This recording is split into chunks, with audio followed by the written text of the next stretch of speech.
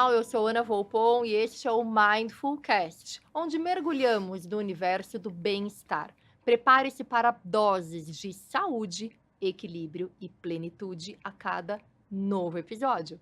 Vamos nessa? Hoje eu estou com uma convidada muito maravilhosa.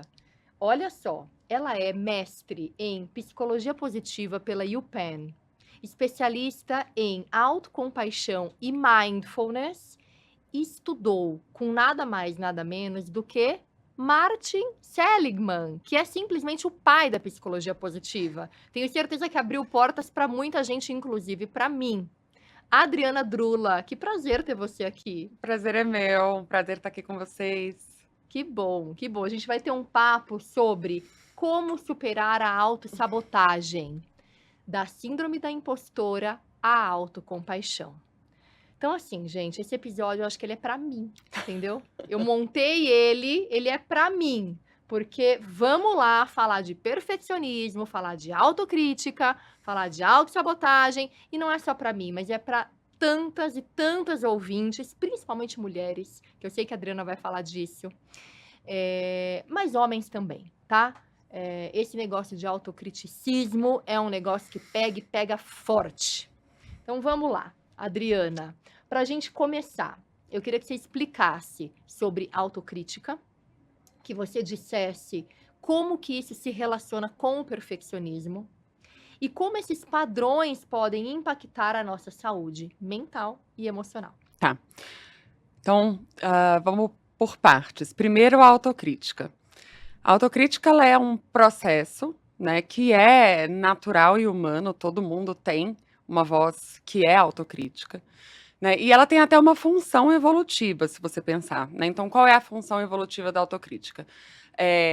Na autocrítica, a gente introduz um ideal ou um referencial, a gente internaliza um referencial, né? Seja porque na nossa sociedade, no nosso grupo, na nossa família, as pessoas premiam, né, esse ideal, essa conduta, um certo comportamento, enfim. Então você aprende que precisa daquilo para ser aceito, para ser admirado, para ser amado, para ter valor.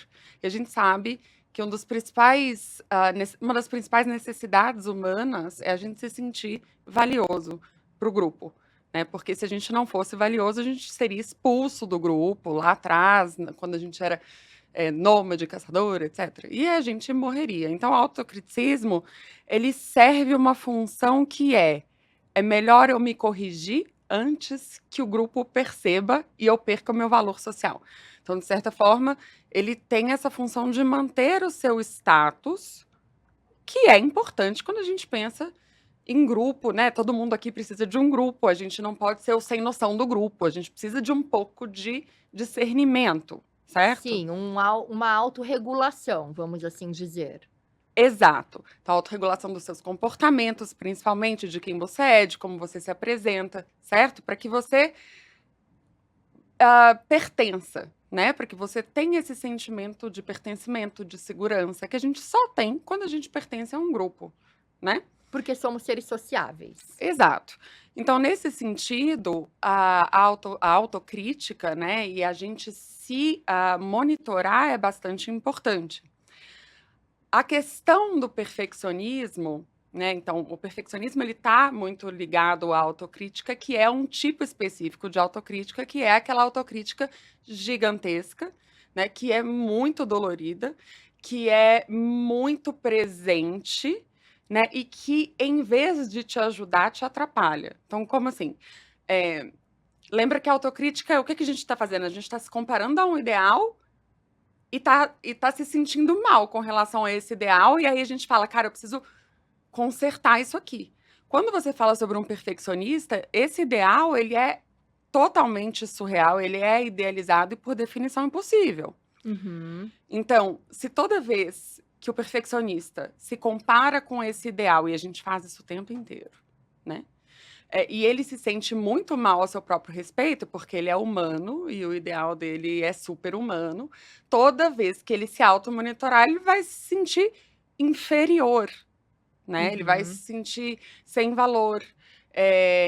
Então, no fim das contas, o perfeccionista, ele tem uma autocrítica extremamente elevada, porque ela está subordinada a um ideal que é impossível, né? E aí, em vez de você conseguir se adequar, porque a função do autocriticismo é só você se adequar, né? Como você não consegue se adequar, você se sente pior ainda, né? Sim. Mas aí eu penso, será que a gente me deu aqui um bug agora. Será que a gente tem que se adequar? Porque a partir do momento que a gente vai evoluindo, vai nesse processo de procepção, né? Que a gente Uhum. vai voltando para dentro, que a gente vai. Será que a gente tem mesmo que ter a validação dos outros? Passado um determinado ponto da vida, né? Quando a gente é, sei lá, adolescente, acho que isso é muito latente. Uhum, Mas uhum. depois de uma certa maturidade, você tá meio com o botão do, né? Desculpa aí o português claro, do foda-se ligado, entendeu? Pra muita coisa. Porque Claro. se eu tiver que ficar buscando a validação de todo mundo, minha gente, já, Pois já é, já vai dar ruim. mas a questão aqui é que o se adequar é se adequar aos seus próprios padrões internos, certo? A questão é que os nossos padrões que a gente internaliza. Então, por exemplo, o que você está querendo me dizer é, pô, mas eu tenho os meus próprios padrões, eu não preciso ter o padrão dos outros, ok? Mas para você ter os próprios padrões, você vai ter que internalizar, você vai ter que olhar para o mundo. Sim. E você vai ter que decidir o que é que você quer ser.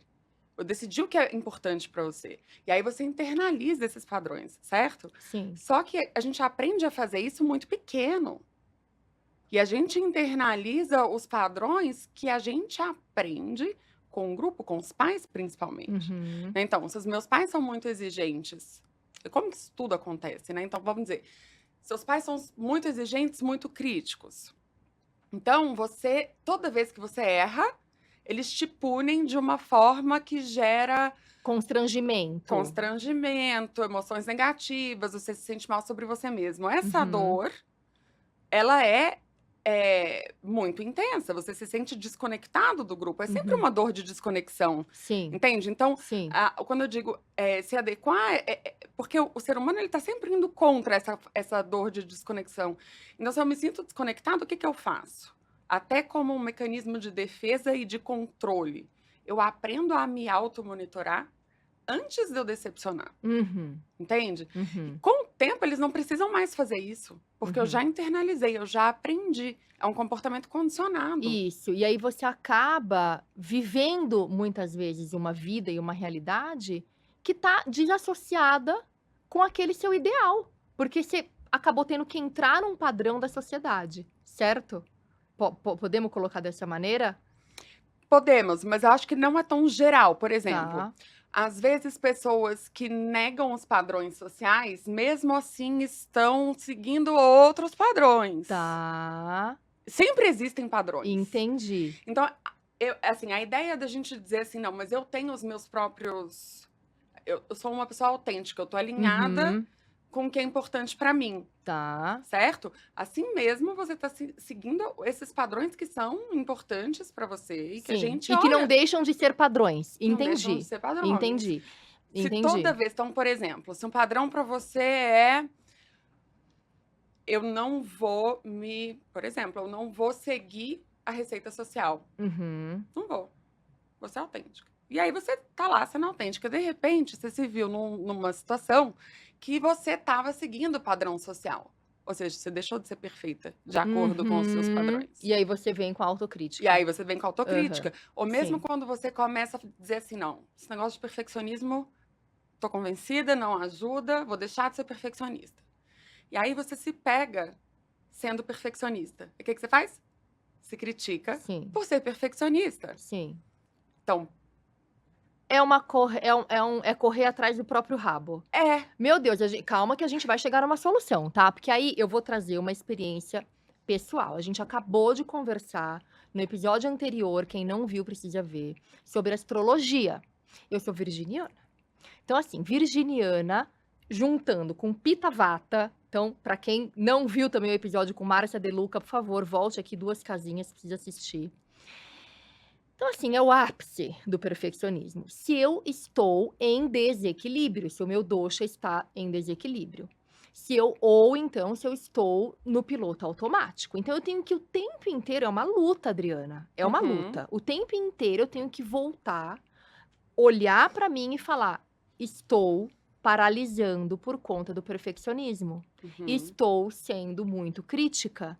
E o crítico, essa crítica exacerbada, esse perfeccionismo que lá atrás, 20 anos atrás, quando eu ia para entrevista de emprego, quais são as suas qualidades? Perfeccionista. Eu achava o máximo, entendeu? Achava o máximo. Demorou para cair a ficha. Acho que Claro. de muita gente da sociedade, não é Uhum. verdade? É Eu acho que ainda não recente. caiu, Acho que se ainda a não gente for caiu, né? não. Nunca. Eu tô trazendo isso para realmente mostrar que assim, é uma luta diária, no meu caso, tá? Eu tenho que Uhum. ter muito olha aí, controle sobre os meus pensamentos, porque fora isso a gente não controla mais nada, e entender minuto a minuto quando eu estou exagerando. E o perfeccionismo, no meu caso, teve consequências, sérias, por quê? Me paralisou em muitos momentos. E no episódio com a Miriam, eu contei sobre isso, que me paralisou ao ponto de eu deixar um sonho, de criar. Então, porque eu queria ser artista plástica. E como eu vi que isso não ia ser um futuro para mim, eu simplesmente nunca mais peguei num pincel.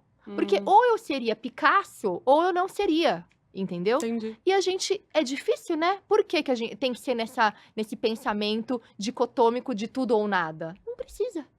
Então, você traz um pouco disso na sua fala, queria que você explorasse um pouco mais, justamente do mal que o perfeccionismo pode ter na vida das pessoas, e se sou só eu que vivo que vivo esse duelo de vida.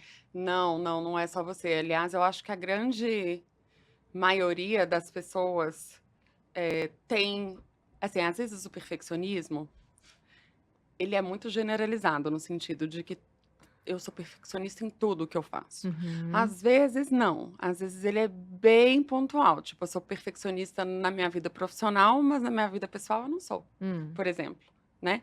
Então, mas de forma geral a gente pode dizer que o perfeccionismo ele é, eu não vou dizer o mal do século, mas quase isso, principalmente hoje em dia, em que a gente se compara com ideais muito Porque altos. gera ansiedade. Gera ansiedade, gera insegurança, gera depressão, gera um monte de coisa, porque assim, eh, de novo, imagina que a nossa autoestima antigamente, os pesquisadores achavam que a nossa autoestima, ela era dada. Então Hum. você tem uma autoestima de 75, Tá. vamos dizer. Então você é 75 hoje, amanhã, depois de amanhã, é sempre 75 e é mais ou menos esse nível aí, pode se subir, vai ficar num nível mais alto, se descer e vai ficar num nível mais baixo, mas ela é basicamente algo que não flutua tanto, Hum. né. Hum. Hoje a gente já acredita que a autoestima, ela não é fixa, ela é mutável. E ela é como um termômetro. Hum. Às vezes você se sente muito bem sobre você e às Uhum. vezes você se sente muito mal. Uhum. Que quando que você se sente bem? Quando que você se sente mal? Você se sente bem quando você se compara ao ideal seu, Hum. né? E vê que você está na média ou acima, ou quando você compara quando você se compara com o seu ideal e você está na média abaixo, você se sente mal. Então, basicamente, a função da autoestima baixa, por exemplo, seria te fazer prestar atenção no que você precisa para voltar a ficar confortável, Uhum. né? E a autoestima alta para dizer que, ok, você está indo no caminho certo. Tá. Agora, se você é muito perfeccionista e esse seu ideal interno ele é extremamente alto, toda vez que você fizer uma autoavaliação, você vai se sentir mal. Porque o que é o perfeccionismo, então? Assim, descritivo mesmo. O que é o perfeccionismo? É a busca pela perfeição? O perfeccionismo ele é quase que uma ilusão, né, porque, ele parte da crença que ser perfeito é possível e você só não consegue porque tem algo de errado com você, né. Então é quase que uma alucinação. É enlouquecedor.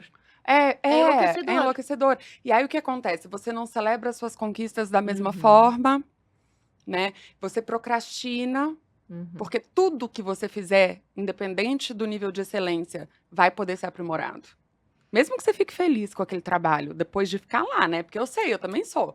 Você fica lá horas, horas, horas, horas. Você olha e fala, tá ok, mas podia ficar melhor. Uhum, Então, tem sempre uma dor da decepção uhum, em absolutamente tudo que você faz, uhum. né? Quer dizer, E em do que todos. os outros fazem também. Tem isso também? Do que os Depende, outros fazem? depende, sabia? Hum, Às vezes, o perfeccionista, ele é muito mais gentil com os outros do que com ele mesmo. tá.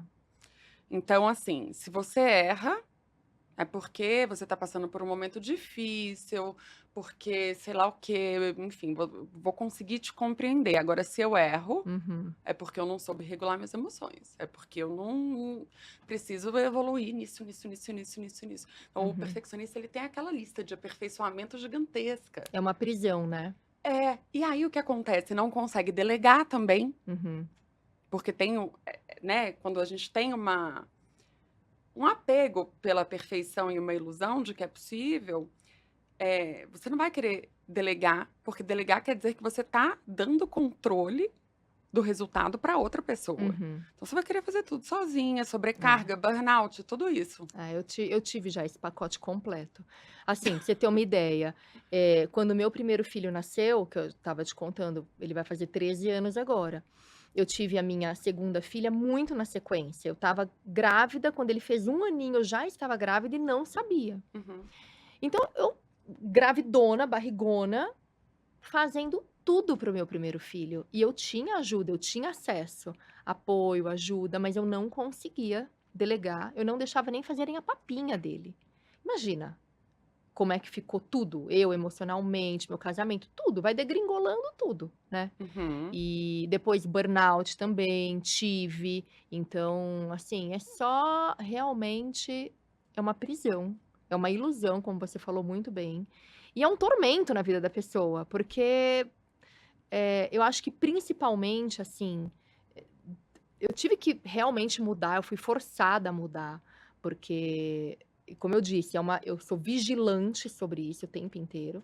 Mas quando eu me vi empreendendo, até então foram 20 e poucos anos em empresas multinacionais, que quer queira, quer não, tudo bem, era cargo de chefia e tal, muita coisa dependia de mim, mas tem ali uma estrutura rodando, né? Então você tá ali naquele fluxo, você tá aparelhada, vamos assim dizer.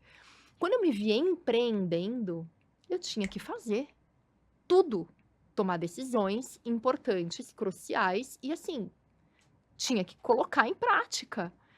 E em muitos momentos eu sei que eu paralisei, eu sei que eu me travei, e aí fui, enfim, me aperfeiçoando nessa roda, né. uhum, uhum, E, enfim, então acho que também essa parte do empreendedorismo, essa minha virada de chave, foi parte dessa cura do uhum, perfeccionismo. uhum. É. É assim, eu brinco que às vezes a gente, perfeccionista, que é perfeccionista de verdade, vai querer lidar com o perfeccionismo cortando o perfeccionismo pela raiz, na verdade. Tipo, não adianta, não é? Senão não é perfeccionista. Se, tipo, porque o que acontece? Ai, Ah, pronto, agora ela me é. descobriu.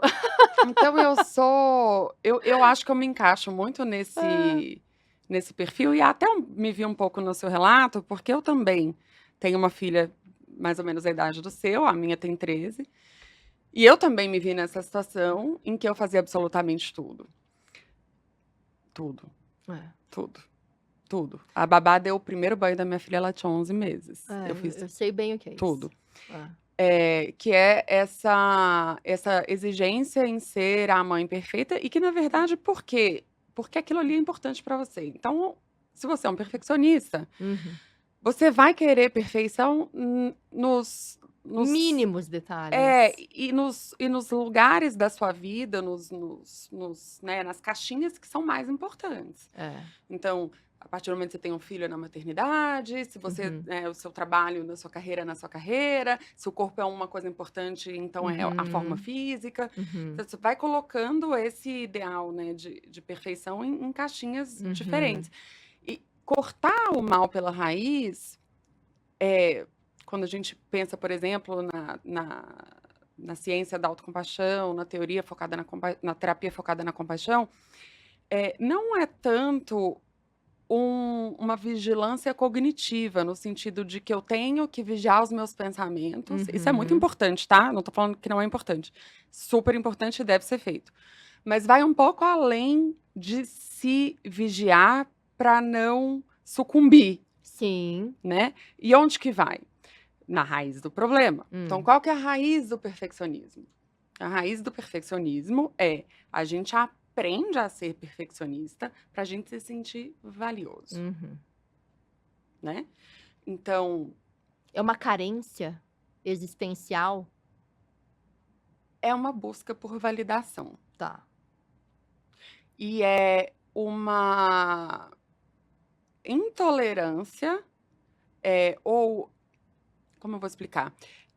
Se quando você recebe por exemplo, é natural que todo mundo erre, certo? Então, Certo. eventualmente, se você tá no mundo, você vai receber uma crítica, Uhum. certo? O perfeccionista, ele tem uma aversão muito grande à crítica, Uhum. principalmente à crítica social, sim, Uhum. né? E ele quer se sentir valioso, a gente quer se sentir valioso para o outro, Sim. para o mundo, Sim. né? Então, ele é muito socialmente construído e ele é socialmente mantido. Então, qual que é a raiz da questão? A raiz da questão é a gente aprende muito cedo que para a gente ter valor, a gente precisa ser perfeito e não errar, Tá. né? Então, como que eu desconstruo isso? Dando para mim mesmo, dizendo para mim mesmo e dando para mim mesmo aquilo que eu precisei um dia ouvir do outro. Hum.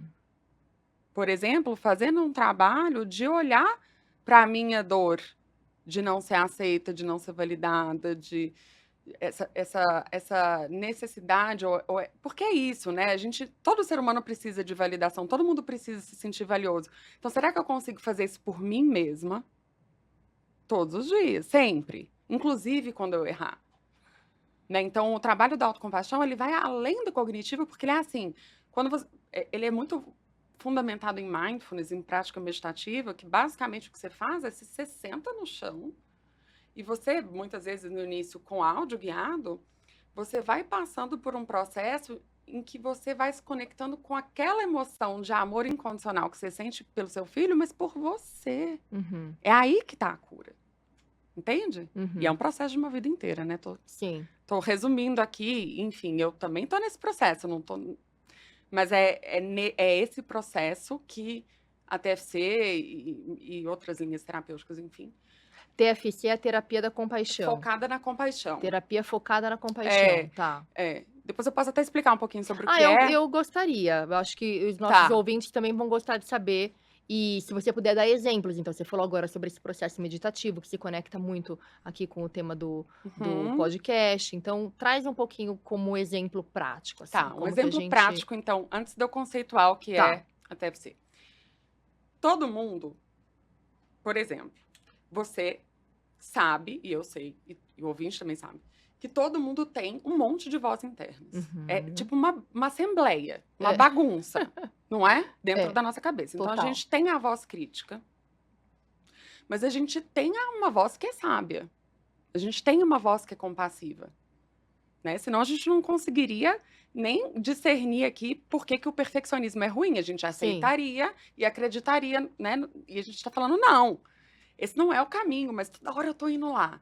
Então é como se fosse imagina, sei lá, você tá indo de São Paulo para o Rio, e aí tem uma estrada, uma rodovia, que tem 5 pistas de um lado e 5 do outro, e tem um caminhozinho de terra do lado. Você vai pela rodovia. Então, o autocriticismo é a rodovia, é o caminho que a gente está acostumado a usar. Mas a gente tem uma outra voz que não é dura com a gente. Como é essa voz? Eu gosto de explicar para as pessoas, assim, é uma voz mentora. Imagina, e aí cada um cria o seu próprio mentor.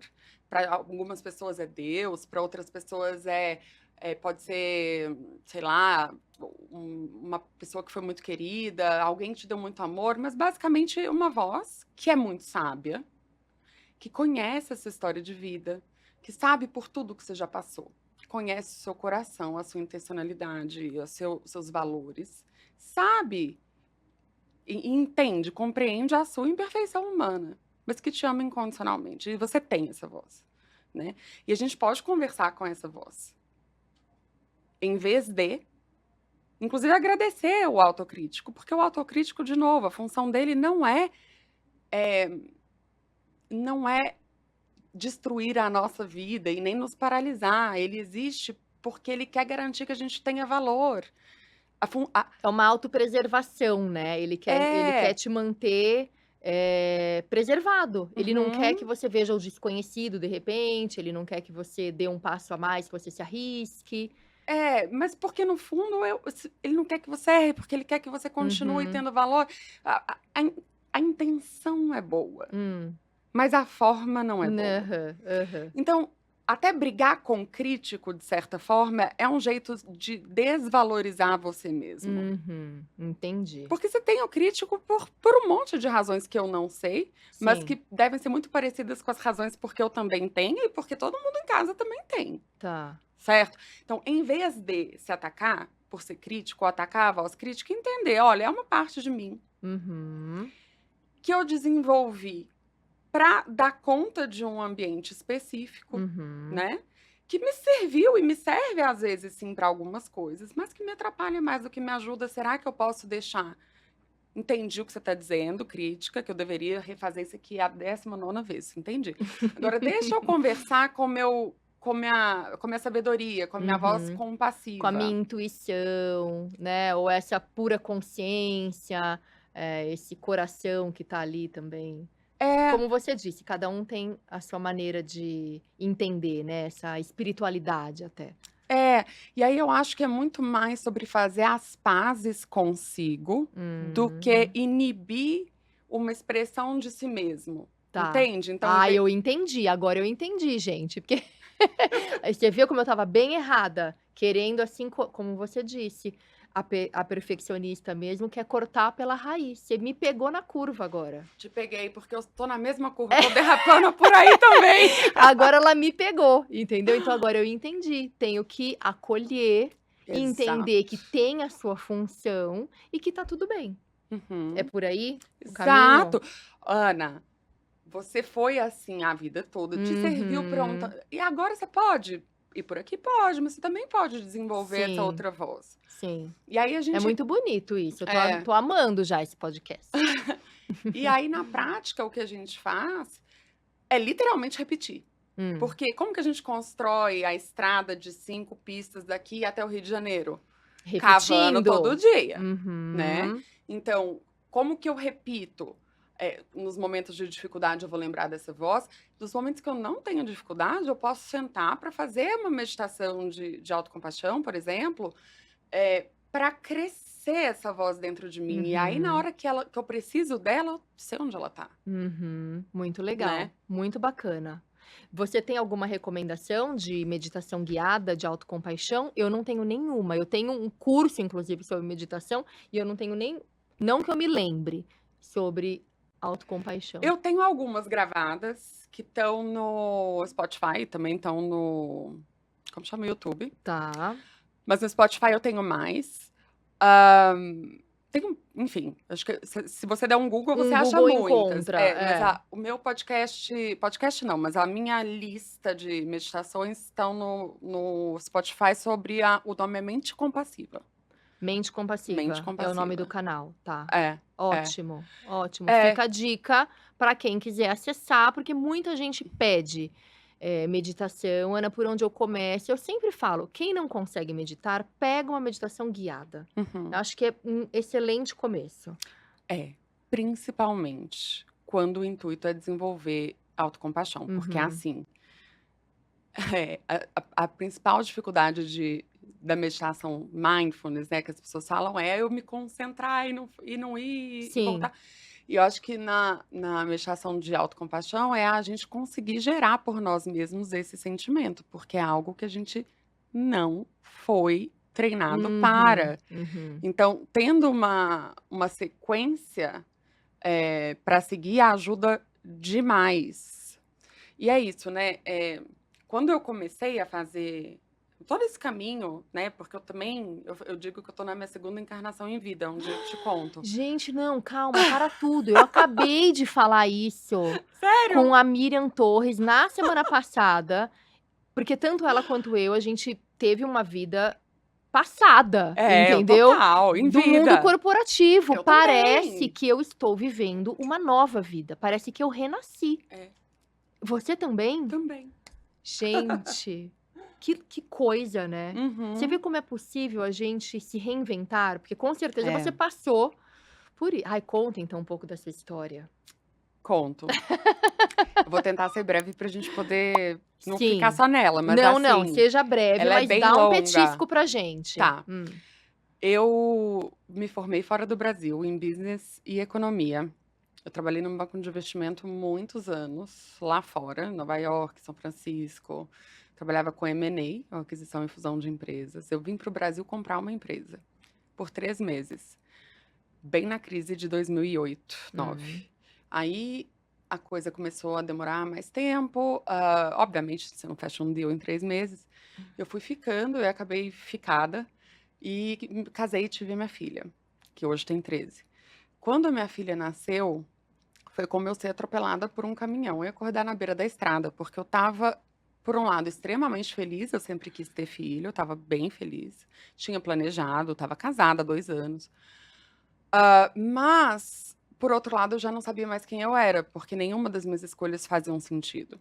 Né? Então, foi como se tivesse vivido a minha vida inteira no piloto automático, em busca de conseguir ser boa o suficiente. Isso não tem fim. Eu fui para lugares, assim, o que eu fiz no tempo que eu estava fora, em muito pouco tempo, foi impressionante. Em termos de conquistas Uhum. socialmente aceitas e Validadas. validadas e Uhum. prestigiosas, né? Mas não tinha felicidade nem um pingo de mim ali dentro. Uhum. Então eu tive que, como toda perfeccionista, como que você resolve uma crise de identidade?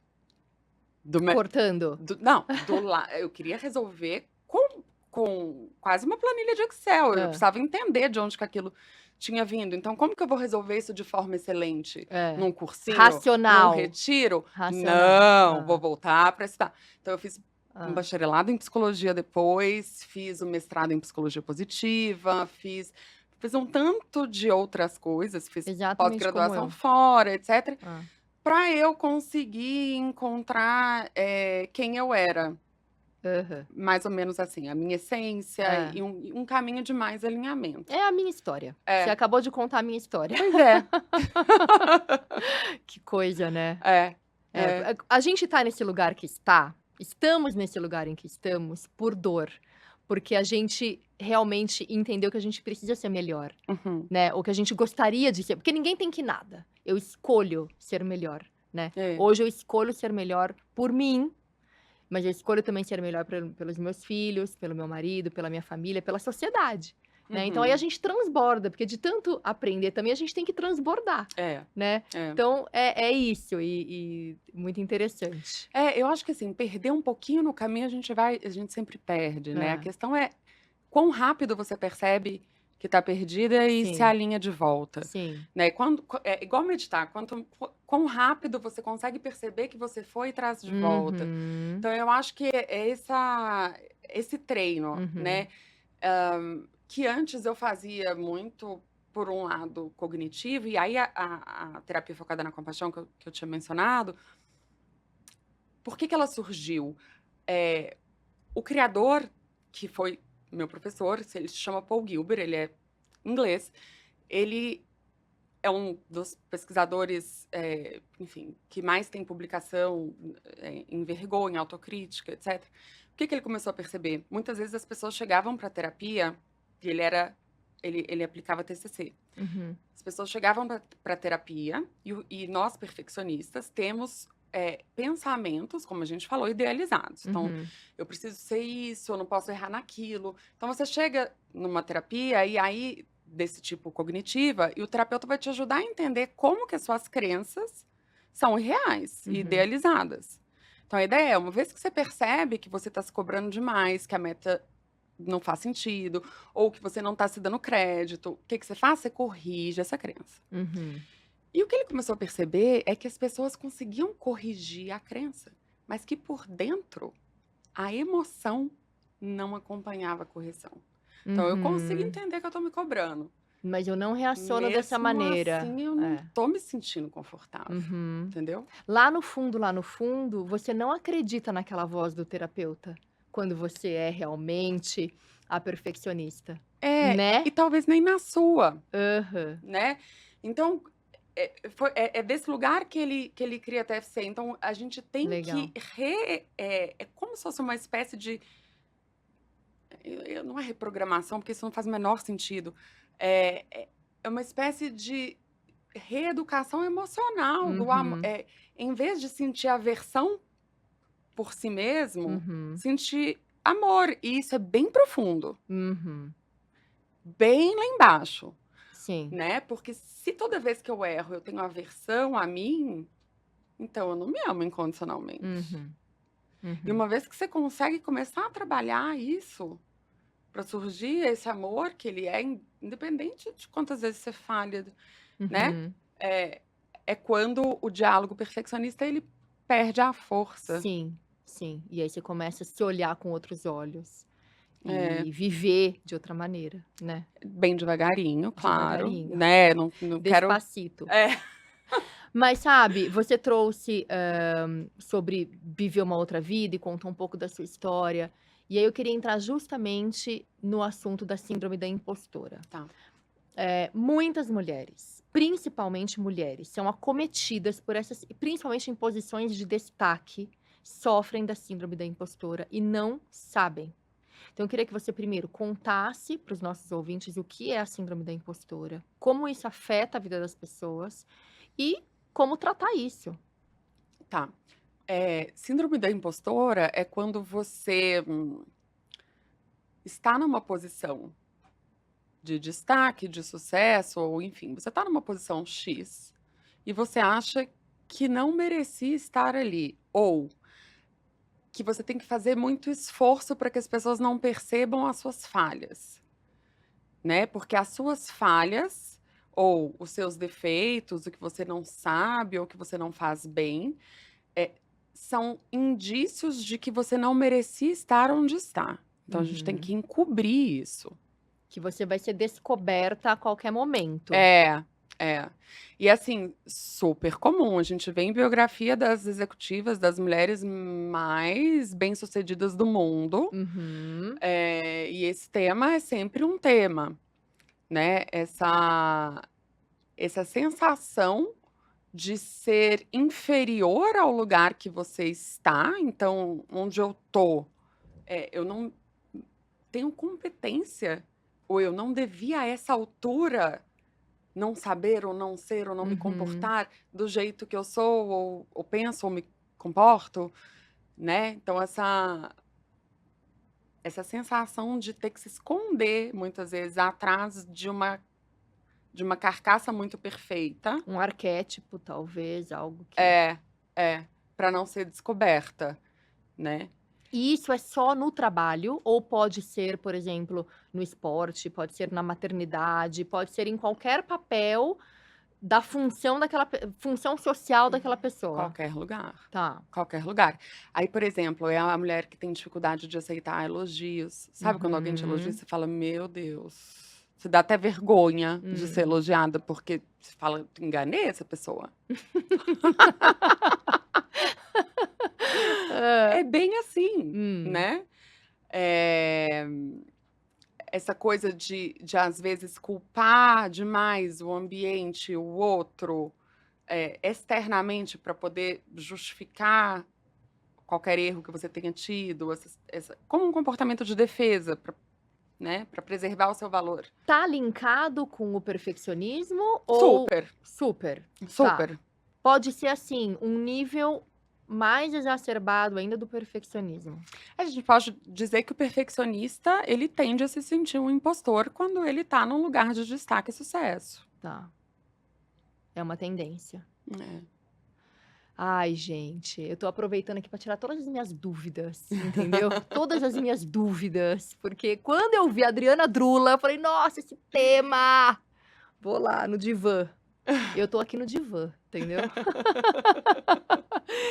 Mas então é muito comum. De novo, olha aí, a perfeccionista tentando validação. É muito comum. extremamente comum, porque é aquilo, Ai. quanto mais a gente é tem, assim, amor à excelência, Uhum. né, quanto mais você sabe sobre alguma coisa, mais você sabe o quanto você não sabe, É, esse é o buraco sem fundo. né. Uhum. Então, até aí, acho que acontece com todo mundo. Sim. Todo mundo que tem amor à excelência, que se aprofunda muito, E não tem nada de sabe. errado nisso, da Não. gente querer saber mais, da gente querer buscar mais, da gente querer sair da superficialidade, né, Uhum. e buscar um conteúdo mais profundo, mais sério, Sim, buscar as melhores formações, por que não? sim. A questão é que sim, a questão é que quando você é perfeccionista demais e iludido de que Uhum, é possível saber tudo, uhum, ou que é inaceitável o não saber, você começa a se sentir um impostor. Porque o que acontece? Você começa a saber, vamos supor, você começa a se aprimorar num determinado campo da sua vida. uhum. Naturalmente, você vai ganhando credibilidade. Sim, Você vai ganhando um lugar de fala. Você vai aham. subindo um degrau socialmente falando, né, naquele Na naquele campo exposição. específico. Uhum, As pessoas começam a te olhar como referência, sim. né. E aí você sabe o quanto você ainda não sabe. Uhum, Você sabe o quanto você ainda erra naquele mesmo assunto que você está explicando. Eu, por uhum. exemplo, eu não sou perfeita em não ser perfeita ou não ser perfeccionista. Não, eu sou, assim como você, eu sou perfeccionista também. Vamos dar as mãos, Adriana. Vamos. Vamos dar as momentos de silêncio, entendeu, aqui nesse podcast, porque a gente tá na luta É, e tá é, tudo bem. é, é. A gente vai ensinar meditação compassiva, a Adriana vai ensinar. A gente não, né, porque eu tenho que aprender com ela. Então, o que acontece na síndrome da impostora ou do impostor é que você tá num lugar de destaque porque você já subiu alguns graus, Uhum, mas como você sabe que você não subiu todos, uhum. que na verdade é impossível, mas Exato. você acha Cadê que o todos, seria, né? e É. você acha que qualquer distância entre você e o ideal, na verdade significa que você não é nada, que você Uhum, não tem valor, e aí você se sente um impostor. entendi. Então é o perfeccionismo junto com o sucesso, É, muito ruim isso. igual síndrome do impostor, é mais ou menos isso. É muito ruim. É. E o que que você diz para uma pessoa que se sente dessa maneira? Como é um tratamento possível ou, enfim, um caminho? Então, um caminho, né, eu acho inicial é esse de tomar consciência, Tá. né, tomar consciência de que: "Olha, putz, tô me enquadrando aqui.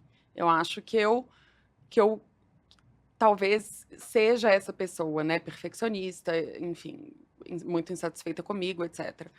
Hã, depois disso, passa muito por se observar, perceber as horas que eu tô me invalidando, né.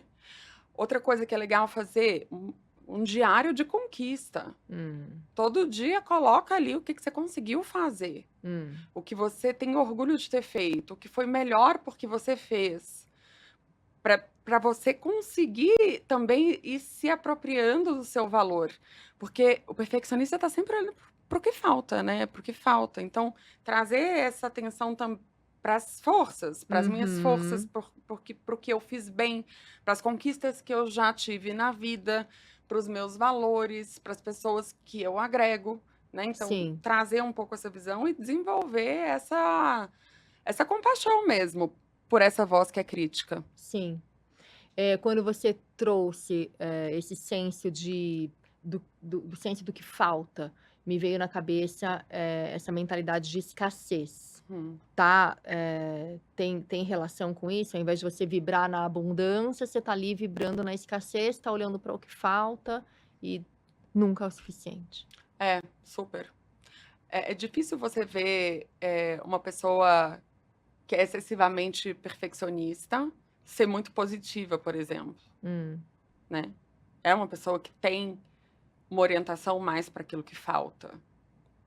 tá. É, não posso falar isso sobre mim, assim, eu tenho um olhar muito positivo. Eu sempre tô olhando o lado cheio do copo. Talvez eu não seja tão perfeccionista assim.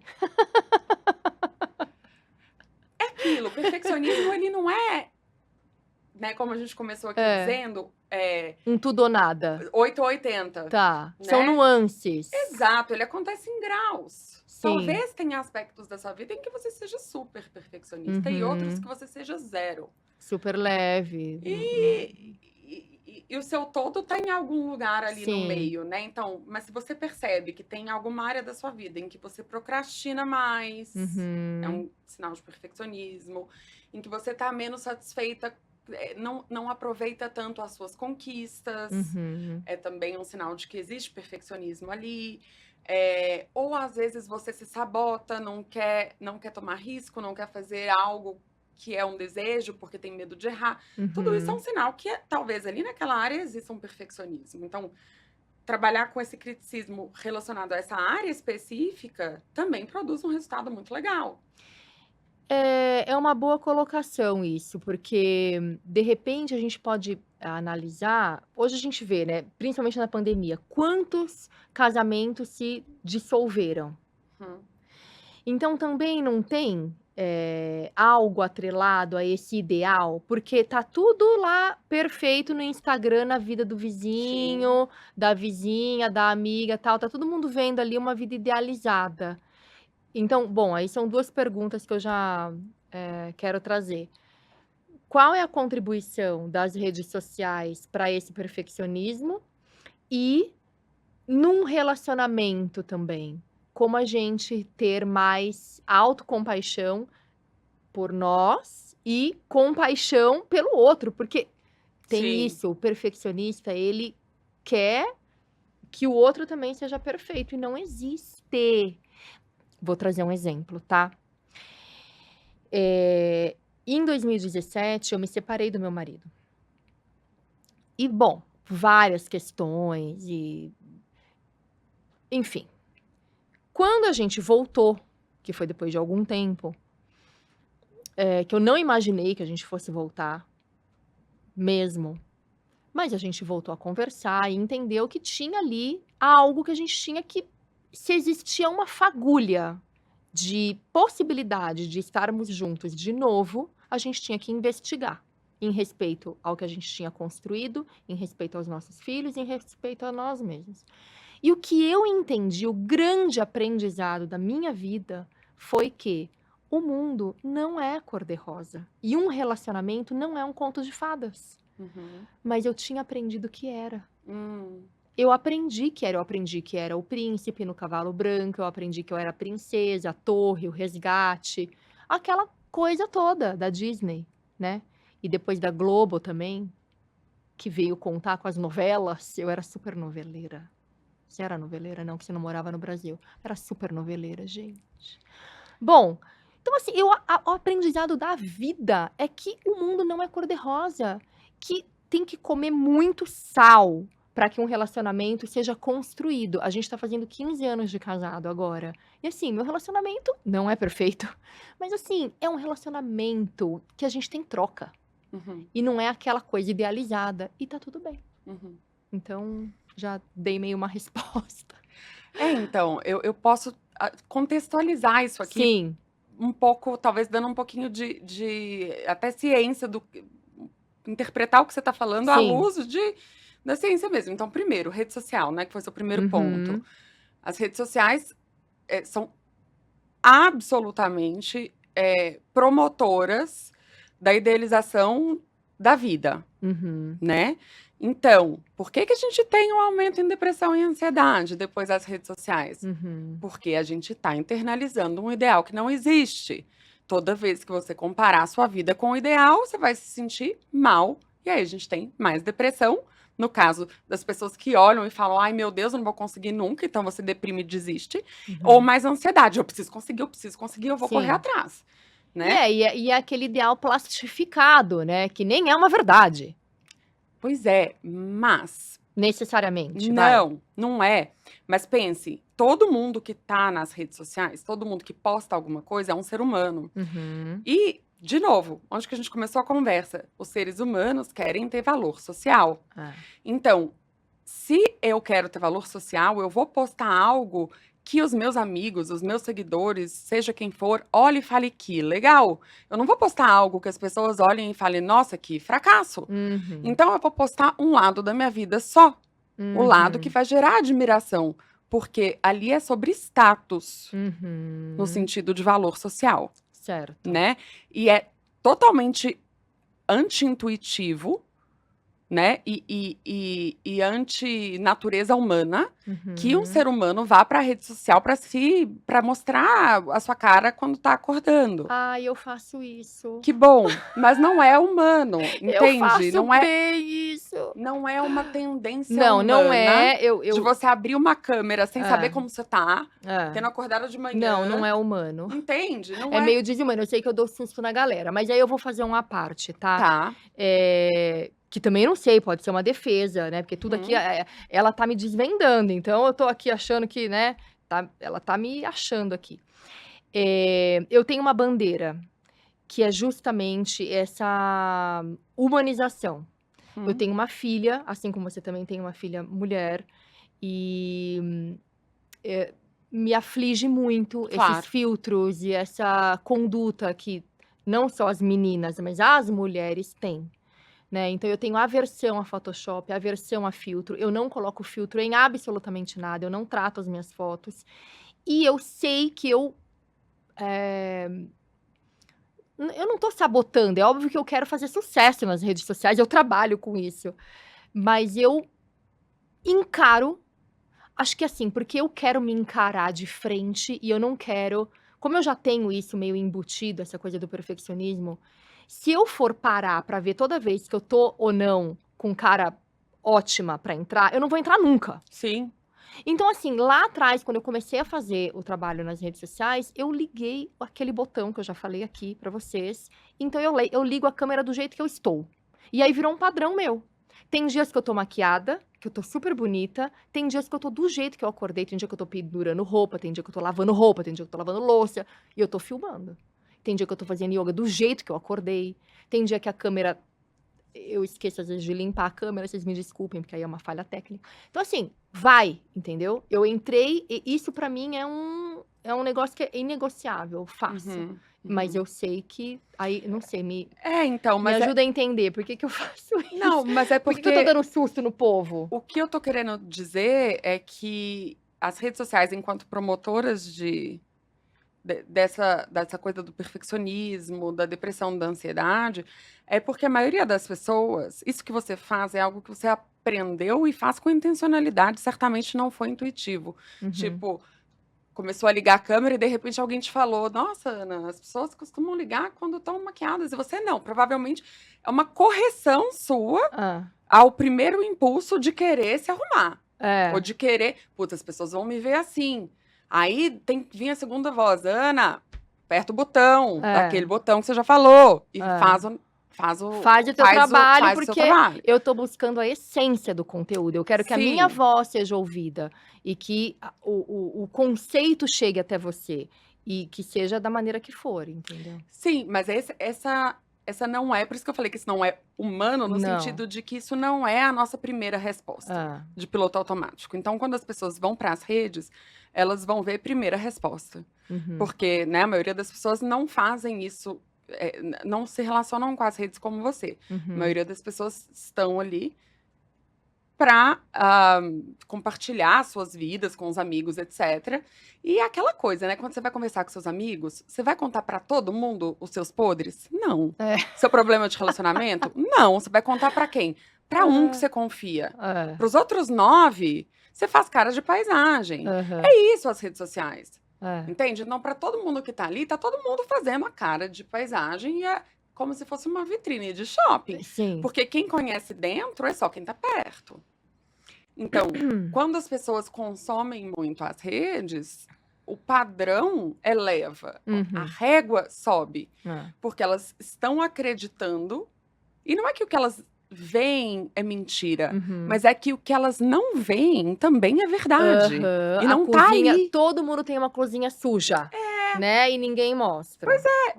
normal que não mostre. É. Então, eu acho que se a gente interage com as redes com esse espírito de, gente, a gente tá vendo a sala de visita das pessoas depois Isso. de uma faxina, entende? É. Menos chances de que você vai ficar Sim. é, Deprimida por exato, conta ou se dessa... comparando Sim. excessivamente. Uhum. E aí, a segunda coisa que você tinha dito, né, sobre o relacionamento, e que aí eu te falei que eu ia contextualizar, é assim, Sim. tem uma coisa na natureza humana, a gente herdou, um viés psicológico dos nossos ancestrais. Então, assim, eu vou rapidamente explicar. Se a nossa história evolutiva tivesse 24 horas, Tá. a industrialização, a revolução industrial teria acontecido 10 segundos antes da meia-noite. O que isso significa? Nosso cérebro, né? O seu cérebro é construído quando você nasce a partir de uma receita que você herdou da sua mãe e do seu pai, que herdaram dos pais, que herdaram dos pais, que herdaram dos pais. Então, o seu DNA, o seu cérebro, a sua constituição, vem de uma longa história, de milhões de anos. Tá. E estes milhões de anos, os seus descendentes foram todos até 10 segundos para meia-noite. Na verdade, até 11h52, foi quando foi a Revolução Agrícola, a gente era nômade, caçador e coletor. Então, o seu cérebro, que está aqui lidando com o ChatGPT, sei lá o quê, é um cérebro otimizado para uma vida de nômade, caçador e coletor. O que isso significa? Se você é nômade, caçador e coletor, tem uma coisa que você nunca pode fazer ou você morre, que é não se adaptar. Então, vamos dizer que você é nômade, caçador e coletor, sei lá. Nunca pode deixar de fazer, né? Você tem que se adaptar. Rápido. Tá. Porque se você não se adapta, você não continua buscando. Sim. Então, se você acabou de ter uma super refeição e fica lá bem tranquilo e não procura a próxima, você morre de fome. Se você acabou de construir uma ferramenta pedra e se adapta com aquilo, a gente estaria na idade das pedras. Então, no início você acha a ferramenta de pedra, uau! Resolveu meu mundo. Resolveu! Mas se você não se adapta, você não aprimora a tecnologia, né? Da mesma forma, se você perde algo muito importante, sei lá, um desastre natural, perdeu metade da sua tribo. Se você não se adapta, você vai morrer de depressão, não vai passar seus genes para frente. Sim. Você precisa se adaptar para sobreviver. Então, a gente se adapta a tudo, inclusive aos relacionamentos. Sim. Né? Então, o que acontece? No relacionamento, mas também emprego, o que for. No início, logo que a mudança acontece, a gente compara o anterior, nossa vida anterior com a nossa vida agora, né? Principalmente o que a gente ganhou e a gente se sente muito bem. Então, logo que você casa, ou logo que você ganha uma promoção, você tá lá. Olha o meu salário desse mês comparado com o mês passado. Olha, enfim, minha responsabilidade, meu cartão de visita mudou. Agora eu tenho companhia no domingo à noite, tô casada, enfim. Né? Então, essas mudanças produzem um afeto positivo muito grande. Com o tempo, a gente se adapta. Sim. Então, tudo que era bom continua sendo bom. A diferença é porque a gente se adapta, a gente não presta mais atenção. Porque pensa, a atenção do nômade caçador precisa ir para o que não aconteceu, para o perigo que pode acontecer, para aquilo que você... Né? Então, a sua atenção começa a se voltar para fora. E aquilo vira corriqueiro. Vira mais do mesmo. Vira rotina. Até a hora que você perde. Que provavelmente foi o que te aconteceu. Porque quando você perde, você começa... Por que as pessoas falam, só perde na hora que dá valor? Porque o ser humano é assim. Não é porque aquela só dá pessoa valor é mal na hora que perde. a nossa genética é programada desse jeito. Sim. Né? E aí, na hora que a gente perde, a gente começa a pensar, poxa, aquilo ali era legal, aquilo ali também era legal. E aí você consegue voltar com uma postura mais madura de entender que não é porque eu não estou atenta o tempo inteiro como é maravilhoso ter o meu marido do meu lado, que ele não seja uma pessoa maravilhosa. E talvez, como que a gente intencionalmente, aí é muito psicologia positiva, né? como que intencionalmente a gente consegue incluir na nossa rotina momentos em que a gente vai estar focado com intencionalidade na celebração daquilo, seja, sei lá, toda terça-feira a gente sai, ou viaja para um lugar diferente, ou simplesmente para um tempo para pensar em tudo, né, nas coisas positivas que aquela pessoa te trouxe, que às vezes é muito mais fácil ver depois de uma separação. Sim, sem dúvida. Olha, você trouxe, a gente está chegando no final já desse podcast que está tão maravilhoso, mas você trouxe algumas práticas para quem quer desenvolver autocompaixão. Uhum. Pegando essa vertente da psicologia positiva, que agora você deixou algum rastro, dá, por favor, para os nossos ouvintes, algumas dicas de como a pessoa pode desenvolver esse cérebro positivo. Olha, a gente pode desenvolver um cérebro mais atento ao que a gente tem de bom, Tá. né? Como que a gente pode fazer? Tem diversas práticas, né, de psicologia positiva. Por exemplo, praticando gratidão, diário da gratidão é né? Então todo dia você E é anotar. potente, né, Adriana? Porque tem gente que, assim, a gratidão, eu já falei isso antes, mas muita gente banaliza e fala, gratidão é potente, é um exercício potente. O caderninho da gratidão eu usei por muito tempo, me tirou de situações dificílimas e, assim, eu sempre gosto de fazer um resgate com isso. Eu gosto de aplicar ele para autoapreciação, né? Para linkar um pouco com o trabalho de autocompaixão. Eu gostei disso que você falou, de elencar as suas conquistas, as suas vitórias. Eu achei isso muito bom, vou aplicar. Sim, Vou trazer isso para minha rotina. Sim. E sabe o que é legal também? Treinar todo dia, ver como que. Qual era a sua. Por exemplo, hoje eu cometi um erro. Tá. Eu posso me criticar por esse erro, então conectar com a voz crítica. Ou eu posso me conectar com aquela voz compassiva, que é uma voz sábia. Então, às vezes, à noite, pensar onde foi que eu me critiquei, como eu poderia olhar por uma lente compassiva.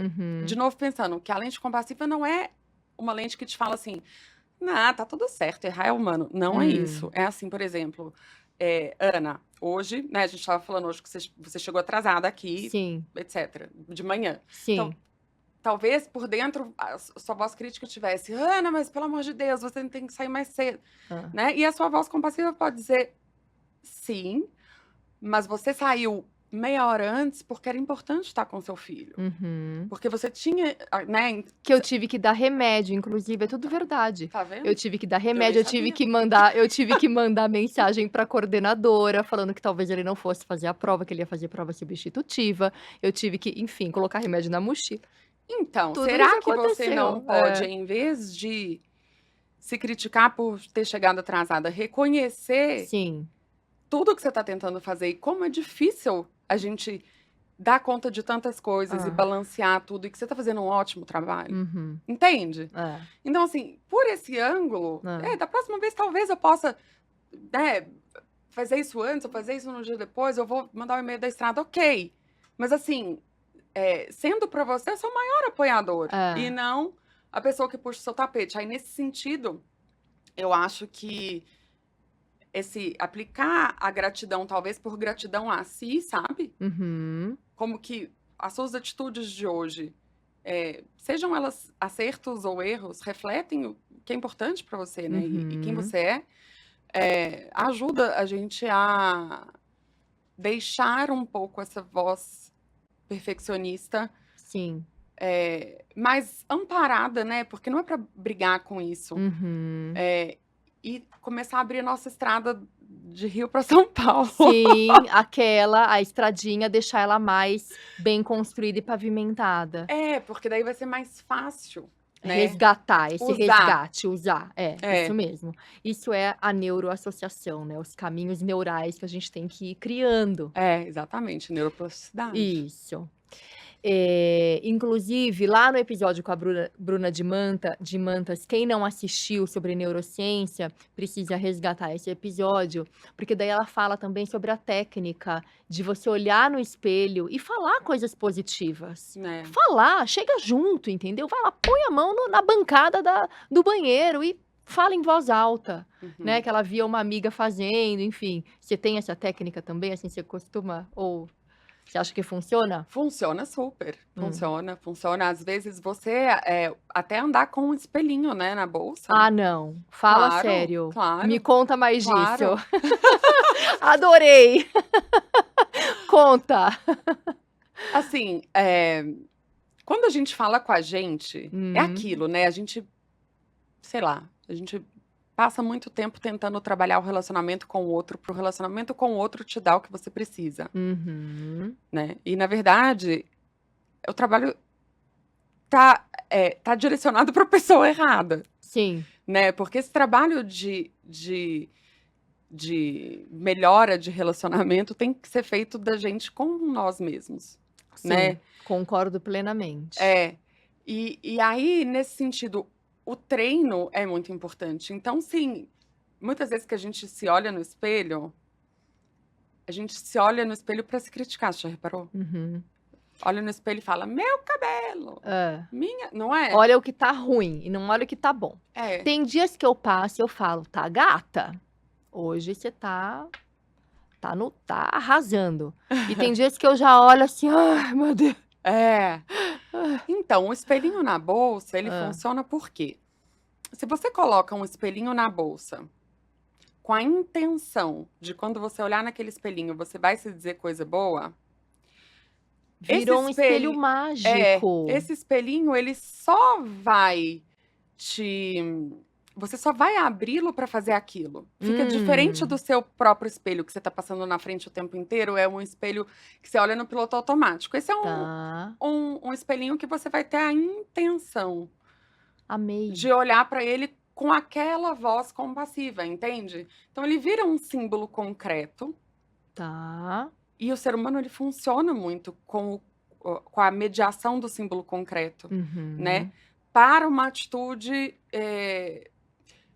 para o cultivo de um diálogo Sim. mais Compassivo. compassivo, apoiador, mentor. Então é assim, se Aham. eu tô me sentindo mal, ou eu vou abrir aquele espelhinho para isso, ou ele representa isso. Muito legal. É. Muito legal. Olha, acho que é uma super dica de ouro que a mulherada aí pode adotar. Muito legal, Mas adorei. não vale abrir ele para passar maquiagem e ficar olhando Não, é só o pra falar gata gostosa, poderosa, maravilhosa, empoderada. Que mais? Fala aí, Adriana. é Dá os elogios isso. pra mulherada. É isso, gente. Não, não é. É só pra isso. Não use ele pra outra coisa, porque daí a gente perde, É. A a função. função que Perde a magia. exato, Perde a magia. Tem que exato. ser espelho mágico.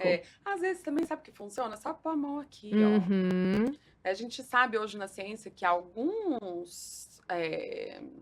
alguns tipos de toque, de respiração, de movimento, nos remetem a essa conexão com o outro. Às vezes, um movimento de pra frente, pra trás, assim, que é igual mais ou menos o balanço que a gente faz com a Uhum. criança quando a gente quer ninar.